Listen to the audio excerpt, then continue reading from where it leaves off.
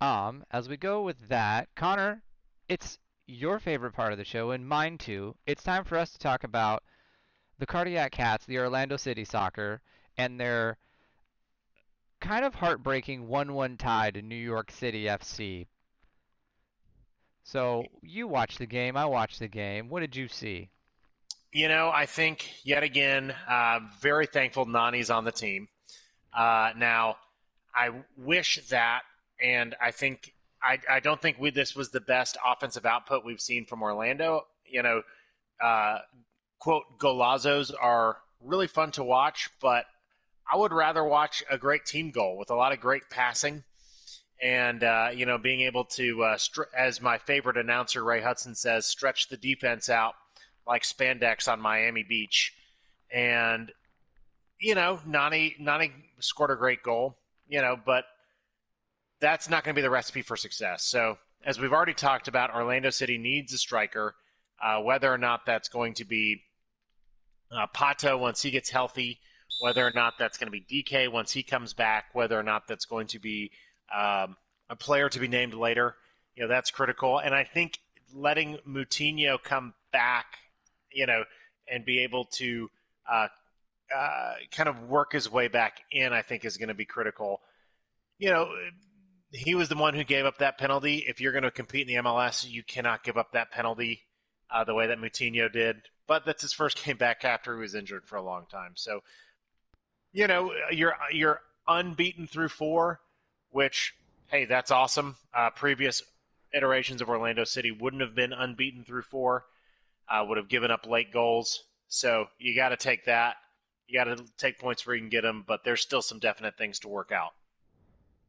Yeah, definitely they have some things showing they're actually a top 5 rated team on MLS's power rankings. Um, so good to see where they're going in that direction. I feel better about this team. I actually heard a good take on the ESPN broadcast, which they were actually saying to sell Nani. Let's just let not Nani, excuse me. Sell DK, let him go, and let's find ourselves a nine. I want to also bring up something else, Connor, and get your take. And something happened in MLS, which I thought was classic and really sort of helped cement the league as being, a traditional sports league. And every good sports league has good logos. And every sports league has bad logos. I will say, as a Vancouver Canucks fans, we've had one of the worst jerseys with the just like colored V's on the black sweaters. But this is a soccer one that changed, and I'm not for it. Did you see what happened to Columbus's logo? Yeah, that Rutledge, we have 3.5 minutes. I hope you don't mind. I might take the rest of this quarter to talk about Columbus. I have a lot of thoughts on the Crew. They were just about ready to be taken out of MLS. Save the Crew, you know, definitely saved the Crew. And then all of a sudden, you change not just change their logo, but change the entire team name and identity. You can't do that. This is we talk a lot on this show about the differences between um, soccer and other American sports. Other American sports, you've got you know like the NBA, for example. It feels like teams will change their logo every 2 weeks. Uh, Soccer, I always do not like it one bit when teams change their logos. Uh, I think that one of the most beautiful things about the beautiful game is the beautiful pageantry that is associated with it, and that includes an old school logo. The nice part, the way that soccer jerseys are made, is that that crest takes up such a small part of the jersey that it really doesn't matter how old that logo might look, and it's like the Crew changed. They didn't change their color scheme, so I don't know. It's just all weird to me, Rutledge. That's my brief take, but would love to know a little bit about your take. I was a huge fan of what Columbus was doing. I love the almost taxi cab looking jerseys. I told a friend of mine when I was at a game, I said, out of all the swag that you can get in MLS, what the Crew have is just so classic looking.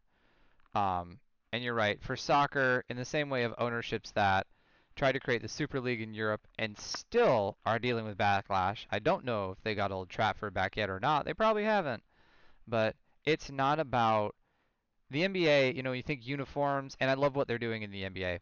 The NBA is trying to be trendy and up there and different and push the boundaries and be high fashion because that's what that league is.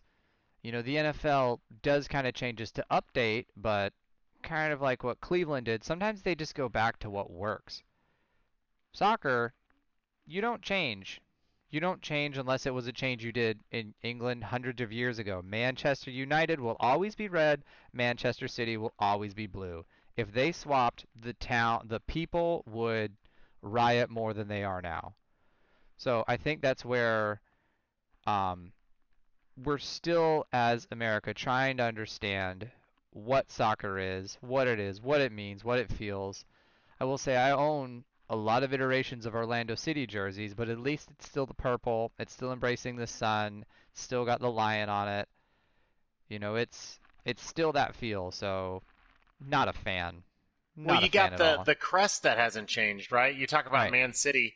I was not a fan that Man City decided to change their crest. Yeah. Uh, I think that was a horrible, horrible mistake. Now, granted, they won the league this year, Hmm. right? And nobody really seemed to mind.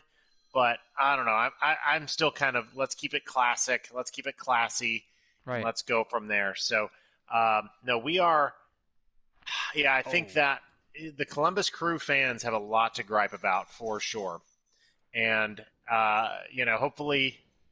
hopefully this does not create. I kind of like Columbus being a older team in the MLS Hmm. and one of those more institutional type teams, and the fact that they're trying to do a lot and maybe too much, I think is that's just crossing the line. Yeah. You gotta keep tradition where it is, and especially in the state of Ohio where sports are just seen so differently in the state of Ohio. I respect how much the state of Ohio's into their sports. I'm sure it hurt them pretty deep. I think that the Columbus Crew fans were not fans of that.